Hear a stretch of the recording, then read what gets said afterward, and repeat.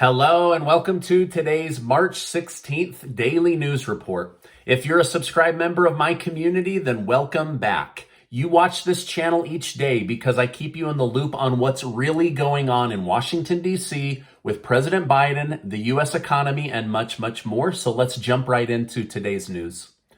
The president of Ukraine spoke to U.S. members of Congress this morning about the dire need for the United States to do more to help the people of Ukraine. I'll briefly share a few of the key takeaways.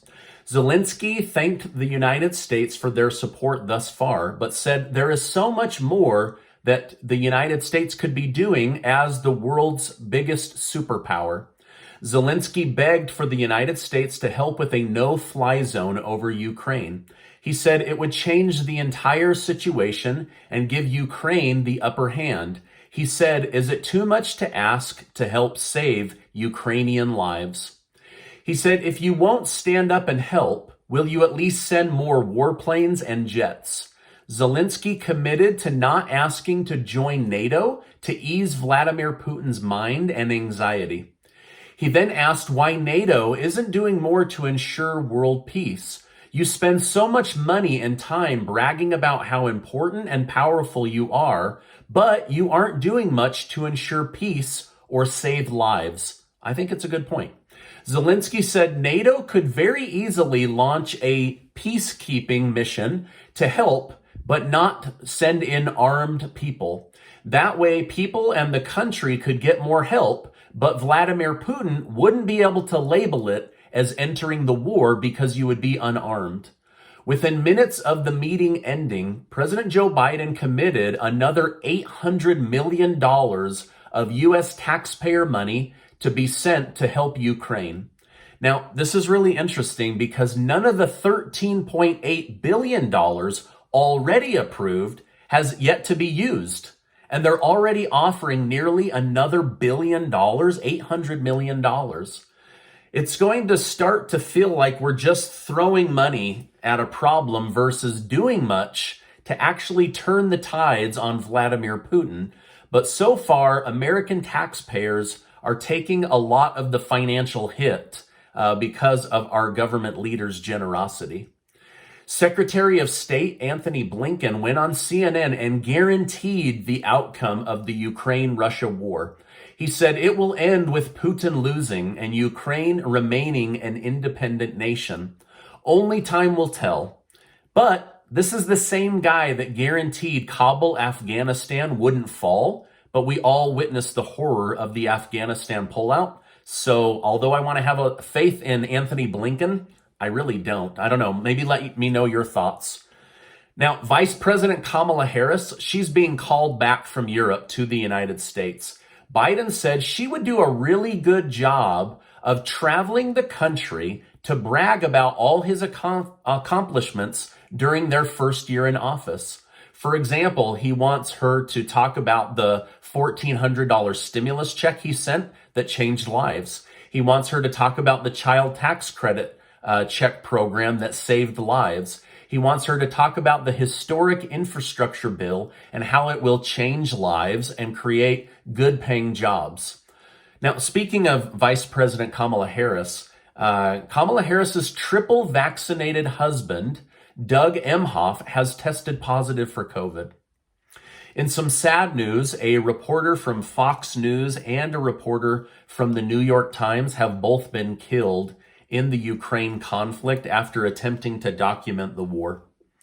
European banks announced that they will now begin spying on bank accounts of anyone they believe is Russian or Belarusian, which basically means they can spy on anyone with any amount of money. All they have to say is, "Oh, sorry, we thought you might be connected to Russia."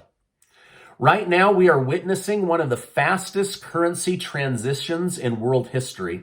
As the Russian ruble falls, Russians are buying up gold at alarming rates. They are seeking to switch from fiat currency or infinitely printed money over to real money because they can take it anywhere in the world with them. So many have purchased gold coins in the last few weeks that the banks actually had to shut down selling gold or allowing the money to flow out of your account to go buy gold because they're worried about the banking system collapsing. President Biden's one-size-fits-all solution to gas prices has been just buy an electric car. However, twice this week, the company Tesla has announced price increases on all of their cars due to material shortages, lithium and nickel issues. This is very telling because it means likely every electric vehicle out there is going to see a big jump in price as we move forward. So this go get an electric car and all your problems are solved that we've been told for weeks now might not be the solution. Republican Senator John Kennedy took a swipe at President Biden, saying he had caved to the woke side of his own party, and that's why he won't be able to fix this energy crisis. Here's what he had to say. The president refuses to stand up to the wokers who have taken over his party. Their energy policy is wind, solar, and pixie dust, not oil or gas.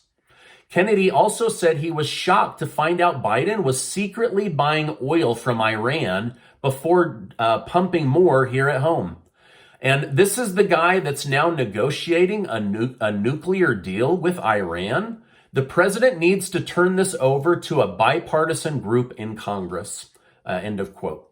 Now, I wanted to let you know there are now talks of a $300 a month gasoline voucher to help offset the high cost of fuel we're experiencing right now. If passed, essentially, you would get a voucher similar to food stamps in the past that you could use for gas, or you could cash in and use that money for some other financial need. Now, I do not want to get anyone's hopes up. I'm just telling you about what I'm hearing and learning. But there are many lawmakers that are against this. And there are a ton of climate change activist groups that are actively fighting this idea, because some lawmakers say this is just a new welfare program, and others are saying, are you trying to speed up the killing of the planet? So it's going to be an uphill battle, but I am hearing about it and wanted to share that with you. So these fuel vouchers of monthly help are on the table, but they're very, very, very much in the preliminary discussion phase. But I wanted to bring that to your attention. Now, yesterday, the Senate passed a new resolution to remove masks from public transportation based on new science showing they aren't as effective as we've been told the last 2 years. Then these same people turned around with this same science and voted to keep kids in masks because the new science doesn't really know how this affects children. Now, every Republican except for Mitt Romney voted against this, and every Democrat voted in favor of forcing masks on children. The Senate also passed a new bill to stop the nonsense around daylight savings time. So, if the House joins the Senate and passes this, and President Biden doesn't veto it, then you never have to change your clocks in the fall or the spring ever again. The Federal Reserve has raised their baseline interest rate by 0.25%. This is the first time a interest rate increase has happened in many years. Jerome Powell, the head of the Federal Reserve, said this will help slow the economy and inflation, and there will be even more interest rate hikes in the future. Then, in a rare moment, and something we haven't seen from the Biden administration, Jerome Powell apologized to the American people for the high inflation and said the Federal Reserve should have moved faster. However, he said all of their modeling suggested that inflation would be temporary, but instead it was just the opposite. It was actually speeding up out of control. So it was nice to hear him apologize and take responsibility, and now they're finally increasing those rates. So hopefully we'll see a change. But the downside of that is mortgages, auto loans, student loans, possibly credit card. Those are all going to go up on interest to try to slow the amount of money that Americans are spending. Now, this is my update for today. As I know more, I will definitely come on and share more with you. A lot going on. There's new discussions about student loan forgiveness that I'm researching, these fuel vouchers, other ways of lowering the price of gas and fighting this crazy inflation caused by Vladimir Putin, right? So anyway, as I know more, I will definitely come on and share more with you.